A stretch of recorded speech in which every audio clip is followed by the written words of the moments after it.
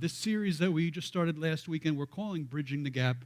What are we talking about? We kind of painted the picture last week of this younger generation, particularly, as I said, these Gen Zers, these 13 to, I believe it's 13 to 28, somewhere there in the ballpark, is a generation that is increasingly post-Christian, increasingly has different morals and values and is influenced by different things, but they're a generation that is hurting and is desperate and is really needs hope.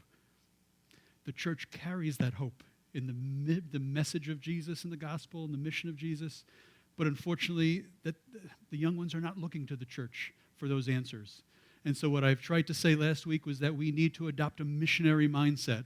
We need to adopt a mindset of being able for us to cross the divide and to bridge the gap, to get close to younger generations, because they're not going to come to us. We've got to go to them. We said last week, one of the line that will echo through this whole series is, to the extent that our heart is broken about something is the extent to which we'll do something about it. It is my desire, and I hope that you guys prayed after last weekend. I don't want these messages just to be, oh, that's a nice thing, but I want it to make a difference. And so I'm hoping we gave you an invitation to pray, to ask God to begin to break your heart for what breaks His, to ask God to give you a larger heart for two things, I said. One is that we recognize just how good the gospel is. The gospel is called good news. It's really good news. This news of what God has done in and through Jesus in this world and in our lives, that there is now reason and foundation for hope and for healing and for love and for peace, the very thing that this generation is looking for. The good news has that message for them. So my prayer is that we would begin to see how good the good news is and how needed it is by this next generation, and that we would allow that to break our hearts, and that we would do something about it. We would move towards the ones who are younger. We started last week by getting to know this younger generation, some of the things that make them tick, some of the things that influence them. If you didn't see it, you can go back to either look at our app or our website or our YouTube page. Last week's message is on there. But the reality we recognize is that if we're going to make a difference in the lives of ones who are younger than us, we have to get close to them, right? We can't do it from afar. This is not something that you can do by proxy. This is not something that you could just mail in and do. If we're going to bridge the gap, we actually have to get closer, like that young girl did to Augie. We have to get closer to them. We have to form friendships and relationships with them. Where I call this today friends of sinners. Now, of course, we're not saying, oh, you sinners. But this was an accusation that the religious folks of the day made to Jesus when he was hanging around folks who were different. You're friends of sinners, right? We need to get close to those that we want to reach out to. We need to have relationships and connections to them. That's what we're going to talk about today. Because it's hard, isn't it? It's hard. There's so many barriers, I think, in our way to connecting with younger ones, right? To grandkids and kids and coworkers and that are younger than, or again, I keep saying is maybe you're even of that generation, but actually you've found faith in Jesus and you just see the world differently. It's hard to connect with those who think and look and act differently. It's easy to connect with folks who look like you and think like you and act like you. I think I said this morning, I said it's easy to hang out with Yankee fans. As a Yankee fan, not so fun hanging out with Mets fans. I'm sorry. It was a joke, Manny. I'm sorry. Dodgers fans are nothing. I'm fed up with the Dodgers. Anyway, that's a whole other side note. They're just signing everybody. Anyway, it's easy to hang out with the people who are like you. It takes effort. It takes purposefulness to actually bridge the gap. So that's what we want to talk about today, is how do we do that? It's not easy. The church very often, the Big C church, very often keeps those who think and act and look and are living different lifestyles. The church keeps them far away, right? We don't invite them in very well. We don't do it in our lives either. How do we do that today? What I'd like to do, though, is to begin to not rethink who Jesus is, but I want to give you a few snapshots of the life and the ministry of Jesus with this idea in mind, this idea of is it okay to reach out to people who are living different lifestyles, who act differently, who don't have the same morals that I do, who don't think the same way, we're not living biblical lifestyles, right? How do I do it? Should I do it? Did Jesus do it? Well, the answer, the big old answer is yes, he did. And so let me give you just a couple little snapshots. We're going to read a few different scriptures, not the whole thing, but just paint a little bit of a picture of the reality that this was who Jesus was and what he was all about. He says, I came to seek and save that which was lost. And he didn't do it by proxy. He didn't do it by staying far away. He actually did it by getting close. He was willing to reach past and through and over cultural divides. He was willing to do that, to stay close and to be close to people.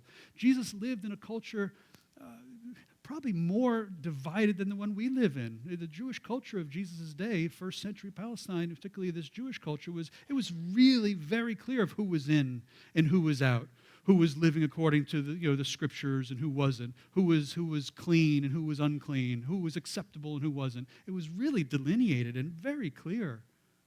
But who did Jesus gravitate towards? And so let's look at this. If we look at this first snapshot of it's in Luke chapter 19. If you have your app, you can open up the notes are in the Vineyard Hopewell app. But talk about like outcasts of society. That's who these snapshots are of. So this Luke 19 is Jesus meeting up with this guy named Zacchaeus. You probably know these stories, but Zacchaeus was a tax collector, and that's not just that's okay. It's not just his job. It was his job, but that. In context, that meant something. Zacchaeus was a tax collector. What did it mean? It meant that he was hated by his own people. His own Jewish people hated him. Why? Well, first off, nobody likes a tax collector. Nobody wants to write our tax check at the end of the year. We just got our town tax bill recently. That's the worst. Nobody likes that. But the deal with the tax collectors then was that it was a Jewish person who was working for the Romans, the ones who were oppressing the Jews. It was the enemy. And so this was a Jewish person who actually went to work for the enemy to take your money. And not just the money that was going to go to Rome, but a little extra for himself. And so tax collectors in this context in that time were hated. They were outcasts. The very people who they belonged to didn't take them, didn't accept them, didn't like them. Probably grumbled at them and would just as soon spit on them than anything else. They were not well liked. But yet, look what Jesus does. And so if we look at Luke 19, it says that Jesus entered Jericho and was passing through, and behold, there was a man named Zacchaeus. He was actually the chief tax collector. He wasn't just a tax collector. He was the chief tax collector. And it says he was rich, which means that he was probably, I don't know if I just said that right, so they would collect the taxes for Rome, but they would also take a little bit for themselves too. They would actually charge more than they were supposed to, it was said, which was probably why he was so rich. He was getting rich off the backs of his own people. And he was seeking to see who Jesus was. There was something about Jesus that he just had to get near. He had to see who this Jesus was. But on account of the crowd, he could not because he was small in stature. I think there's two things going on. Number one, he couldn't see over the crowd. But I have a feeling that they knew who Zacchaeus was. Nobody was going to go out of their way to say, hey, little guy, why don't you come to the front of the crowd so you can see? Nobody was going to do him any favors. Nobody was going to part the crowd to let this guy see. Get lost, Zacchaeus. And so what does he do? It says he ran ahead and climbed up into a sycamore tree to see Jesus, for he was about to pass that way. And when Jesus came to the place, he looked up and said to him, Zacchaeus, he calls him by name, hurry and come down, for I must stay at your house today. So he hurried and came down and received him. Zacchaeus received him joyfully. And when they saw it, when the religious folks of the day, right, they saw it, this says they grumbled. He has come in, he has gone in to be the guest of a man who is a sinner. Jesus is hanging out with this dirty, no-good sinner. How dare he? And Zacchaeus stood. This is probably after their meal, right? Zacchaeus stood and said to the Lord, behold, Lord, half of my goods I give to the poor, and if I have defrauded anyone of anything, I restore it fourfold.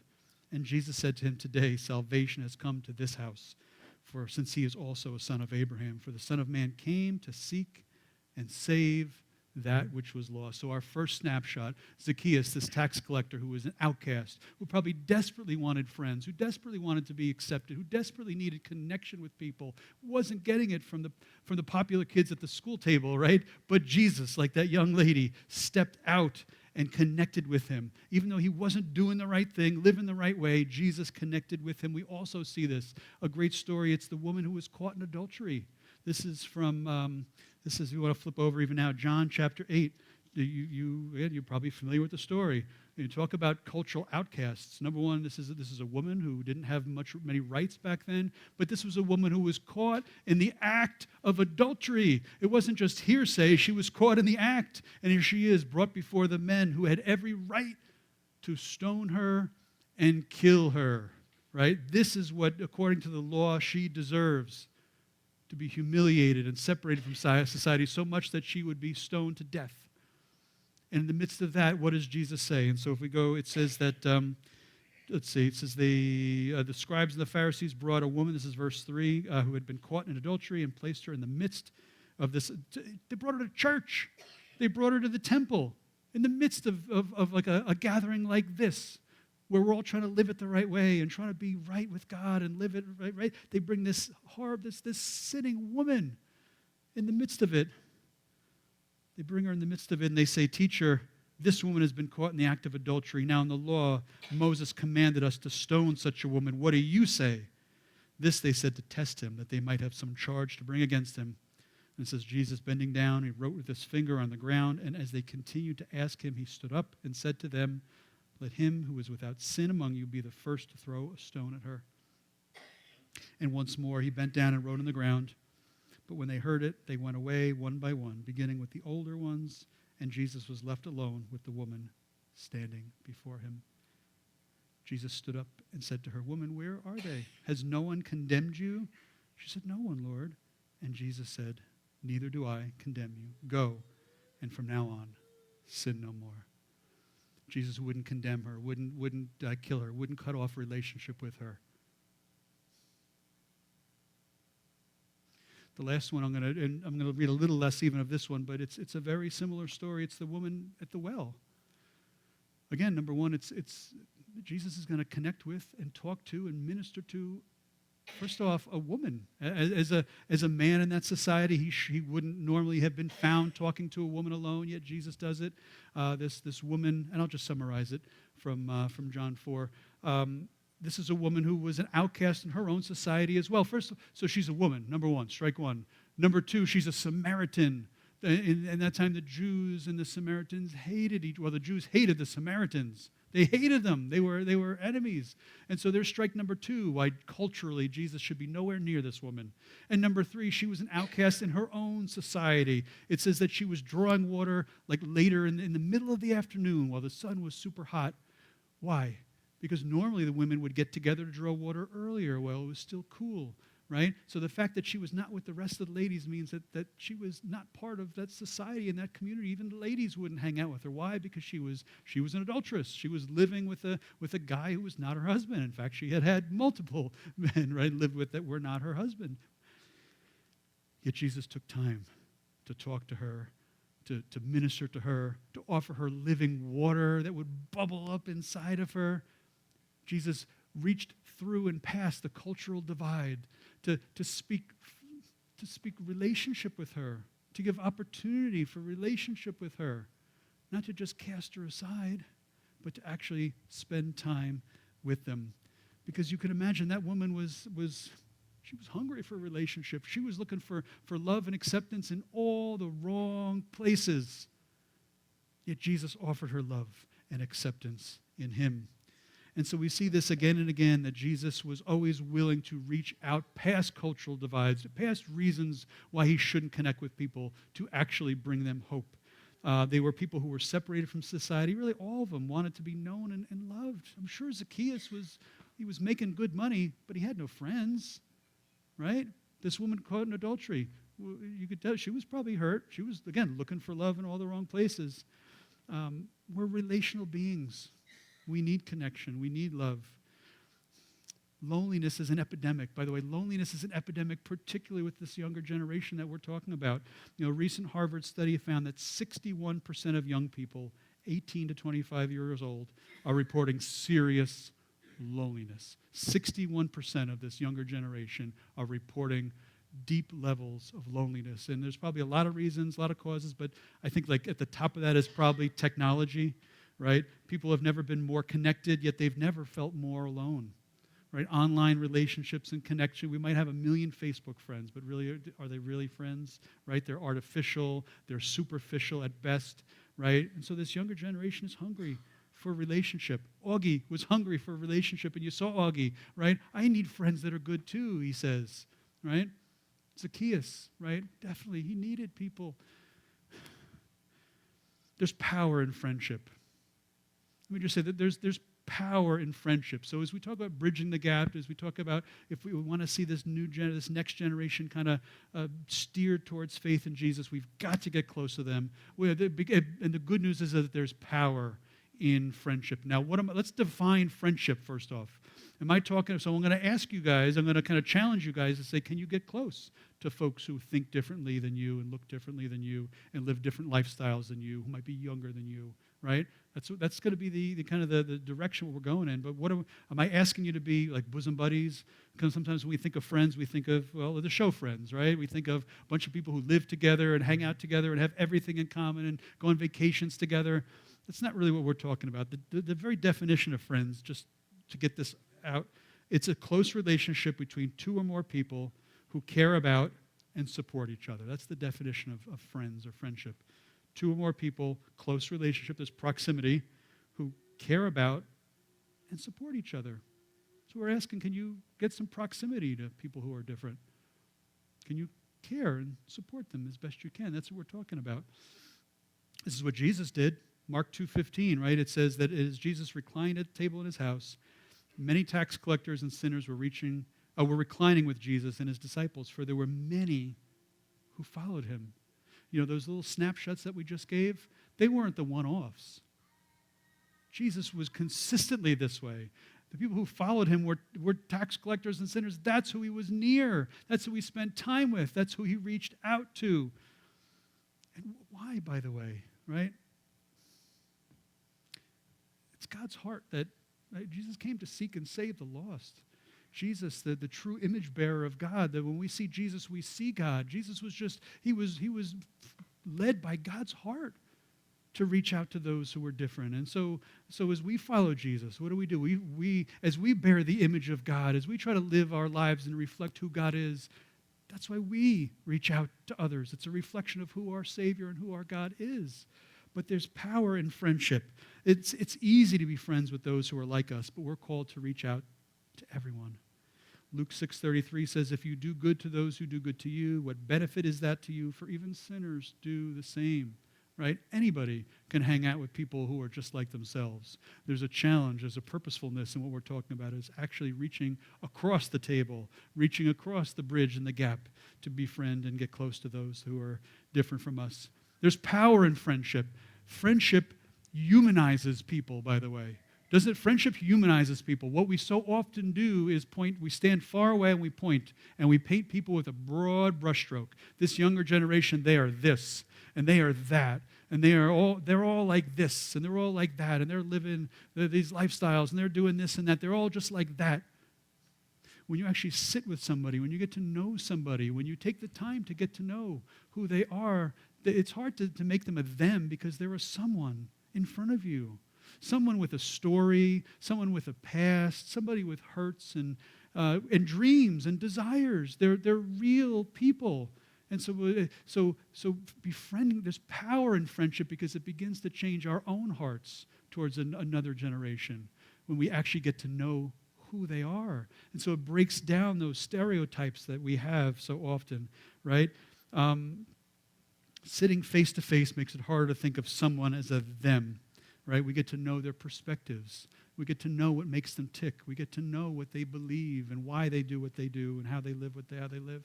There's power in friendship. Friendship allows us to demonstrate the gospel, right? Friendship allows the stereotypes that secular people and non-Christians in our younger generation have of who people of faith are. You ever think of that? When we actually get to live our lives in front of somebody who maybe has the view of, all those Christians are like this, and all those those Jesus people are just like this. When we actually get to spend time with them, when we become somebody to them, it breaks down stereotypes for them if we live it the right way. I know when I first came to church, I was a believer. I'd found faith in Jesus, but one of the things, and I've shared this story, that really made a difference to me was because I had a perspective of church folks as just like stick in the mud, just boring. Oh, I can't do that, and I can't do this, and that kind of thing. But softball, right? I mean, softball was one of the first things that I attracted myself to. And what did I find? That these guys, these Christian guys that I'm playing softball with, they're actually good guys, most of them. I don't know about now, Manny. I'm like, and Manny was the coach. But they were good guys. That's one of the first things I recognized. They're just like me, but they just have this relationship with Jesus. But they love softball. They love their families. They hang out. They have a good time. They're funny. They're fun, right? It broke down a bunch of stereotypes for me. This is the opportunity that we have as we get close to and make friends with and connection with those of the younger generation. When we spend time with non-religious people, we counter the misconceptions that they have.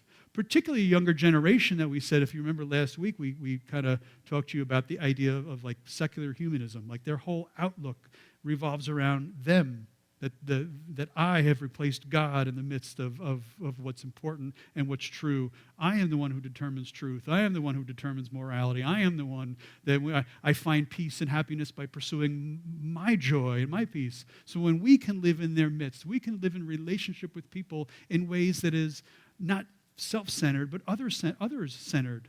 When we live like Jesus, right, who came not to be served, but to serve. When we live in a way that actually points to them, that would defer our own happiness to them. When we take our time to give it to them, that speaks something into their culture.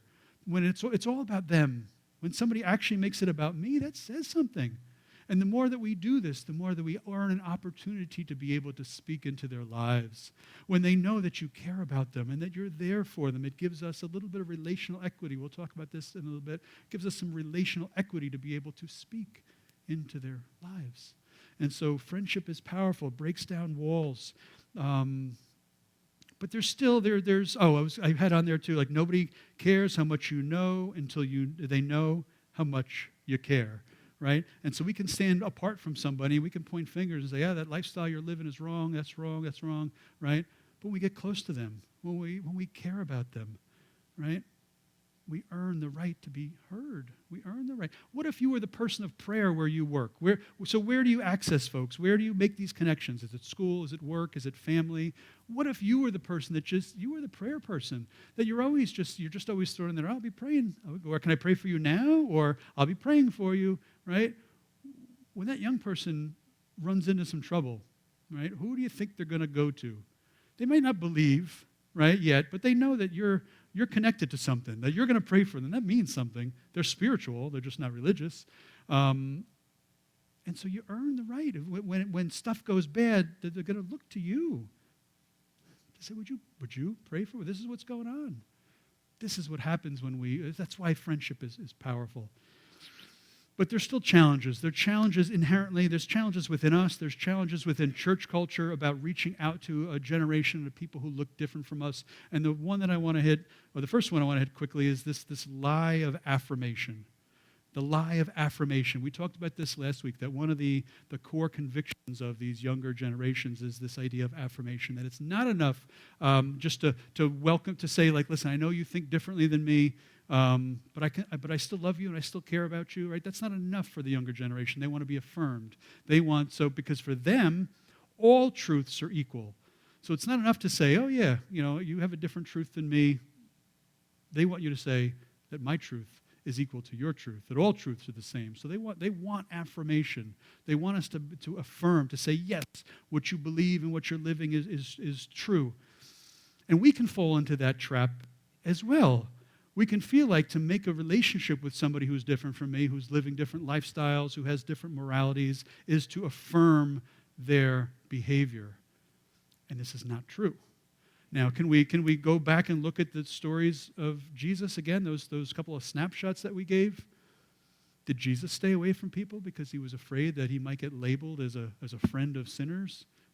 Actually, that's exactly what they labeled him as a friend of sinners, but it didn't stop Jesus from coming near them. It didn't stop Jesus from speaking into their lives and being with them.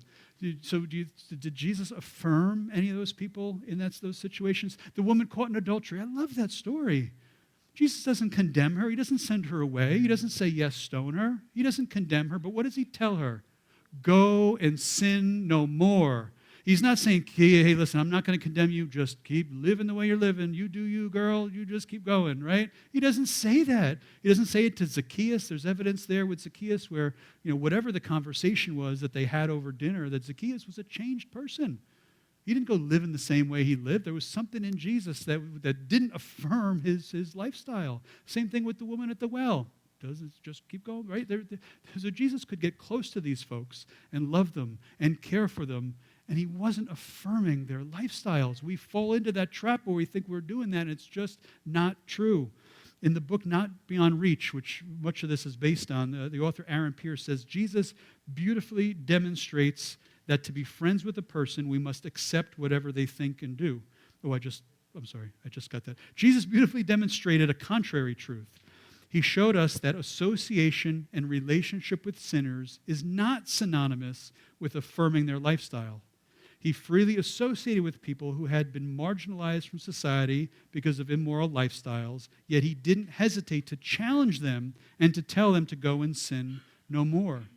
In each of those situations, they left changed, not Jesus. And so I believe that it is possible to connect and have relationship with folks who live differently and not affirm their lifestyle. I think it's in our language. We need to be able to say, listen, I don't agree with it, but I love you.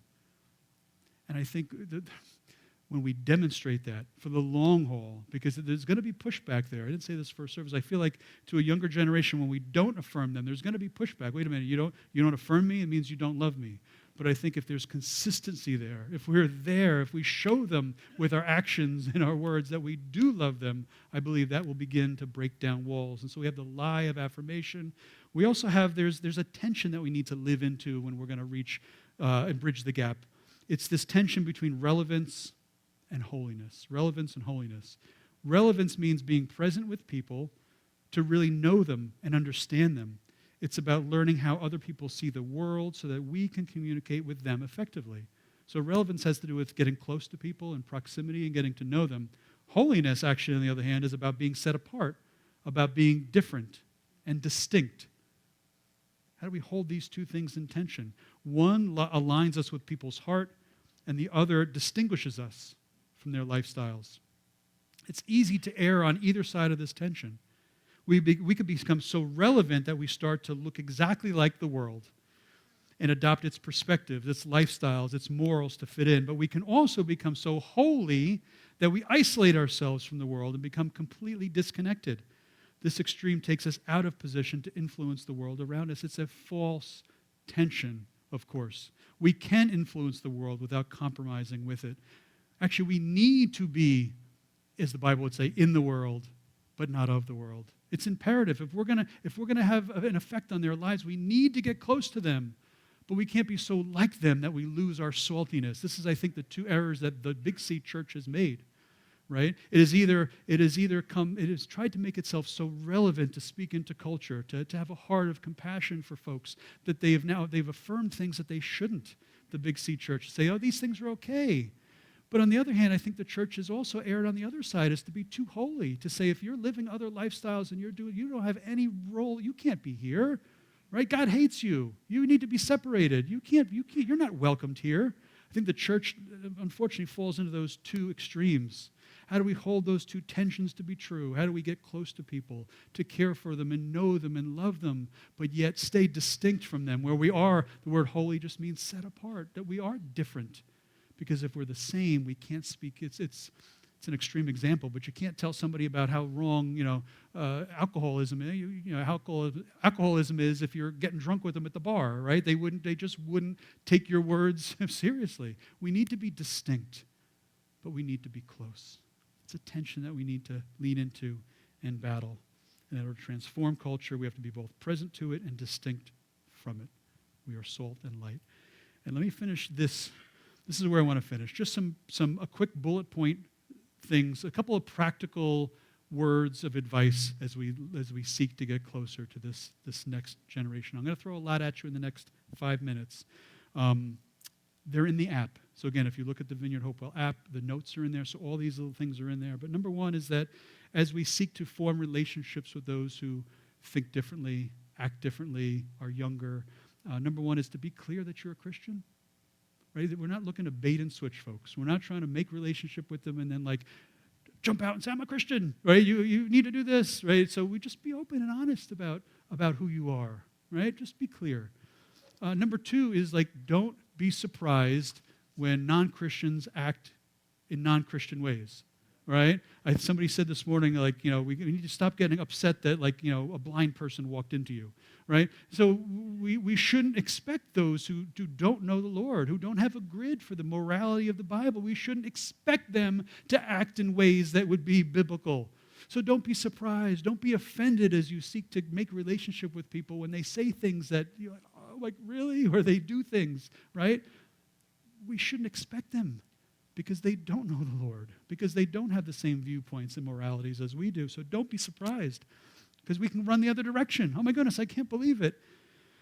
Don't flaunt your moral convictions. Instead, let people see your supernatural hope, joy, love, and peace. Don't flaunt your moral convictions. Why?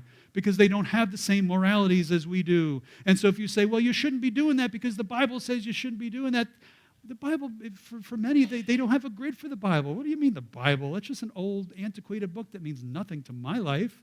Morality is found within, right? I have my own moralities. That's great that you have yours. So we can't claim our moralities for them. So we can't live that way, pointing always of how we're morally superior to them. Instead, just live out your faith for real. Let them see the supernatural work of the Holy Spirit in your life.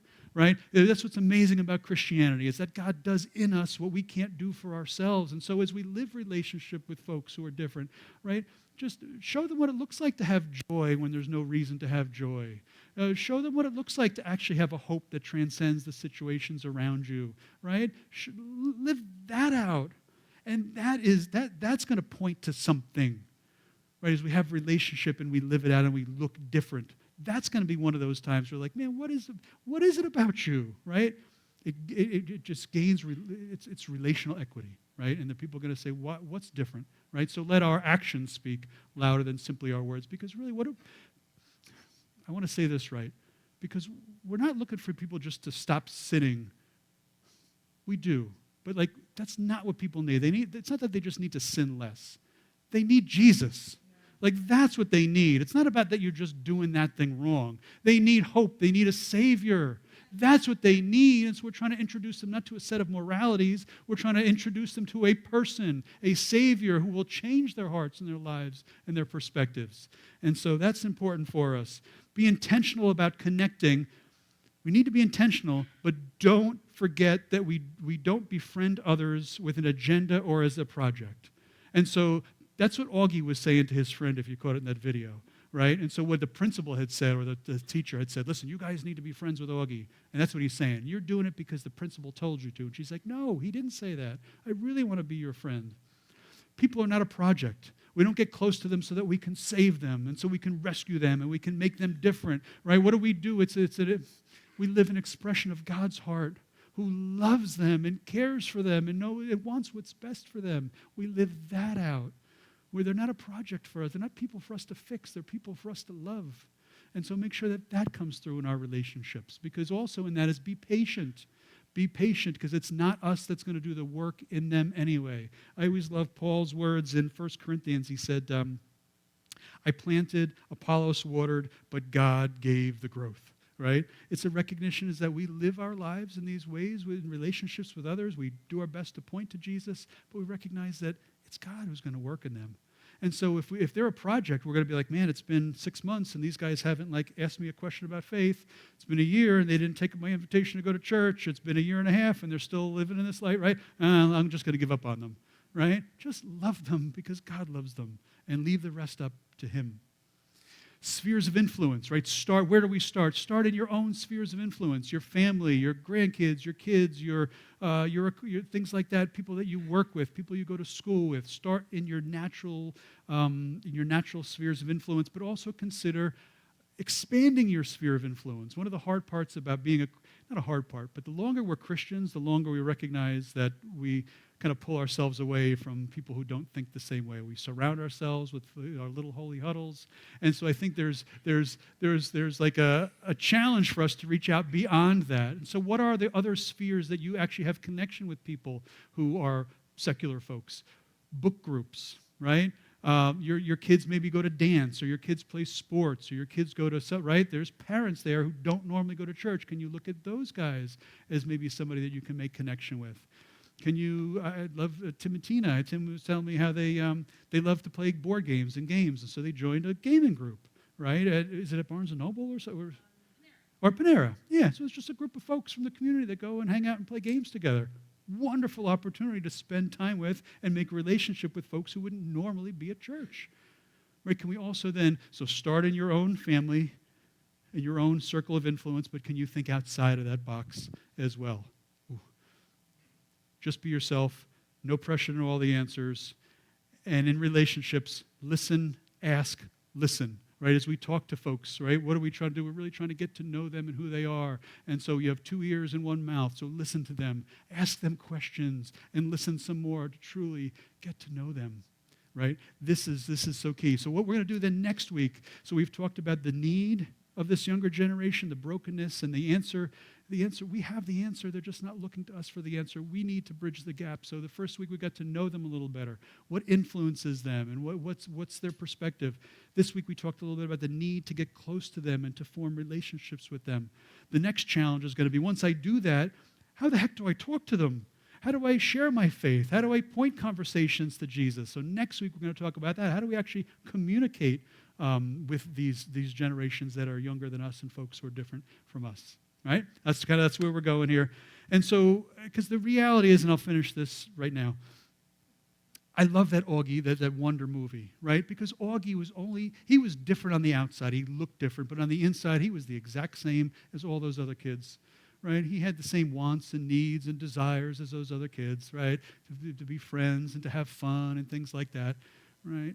This younger generation, they may look different. They may act different. They may have different influences on them and different perspectives. They might be living different lifestyles, but on the inside, they are just like every one of us. They're humans.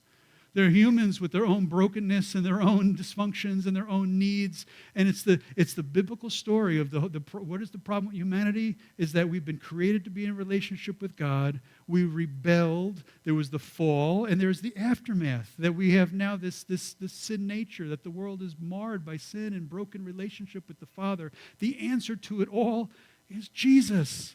Jesus came to be the answer, came to be the actual bridging the gap person. The cross of Jesus Christ bridges the gulf that we can't get to, the gulf that we can't span. Sinful humans and a perfect and holy God. Jesus is the answer.